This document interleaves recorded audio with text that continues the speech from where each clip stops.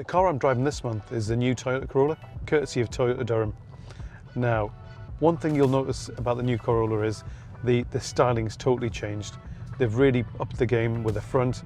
It looks so much more sporty. The slim headlights, because they're LED, just look amazing. And if someone said to you, what was the world's best-selling car, you would think maybe the VW Beetle or the Ford Model T. But the surprising fact is, it's actually the Toyota Corolla. They've sold nearly 45 million cars, and it's been absent from the UK for 10 years, but it's back with a vengeance now. It's available in 4 models. All the cars throughout the range have LED lights, so they're standard all the way through.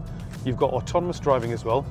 The cruise control is pretty much like the Golf as well, where it's sort of radar controlled, and it tracks the car in front, slows you and increases the speed. The Toyota, another big selling point for the Toyota Corolla is the 5-year warranty and the 100,000 miles warranty as well. So it's 5 years, 100,000 miles, where a lot of its competitors only give you 3 years, stroke 60,000 miles. So again, the Japanese are very confident in the reliability and the build quality of the cars as well. It's available in 3 engines.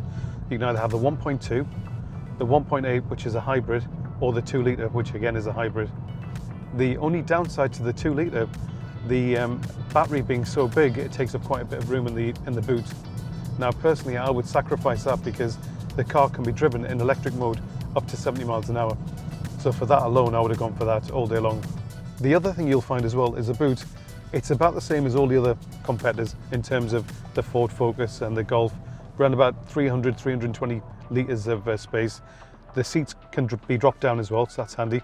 So that helps increase the boot space. What you will find is when you do put the seats down, there's a little lip from the seats to the boot. So that's a little bit of an awkward thing.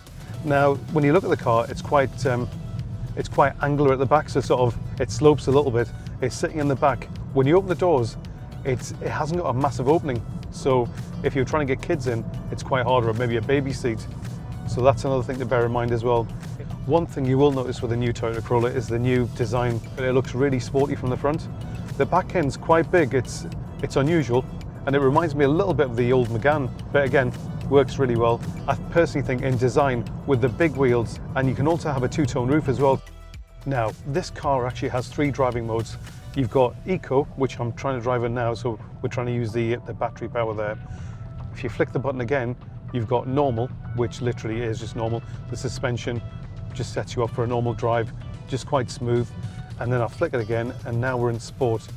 Now that basically, it's given the steering wheel a bit more feel, so it's a bit heavier really, if anything, and the engine literally has a bit more of a sporty tone to it as well.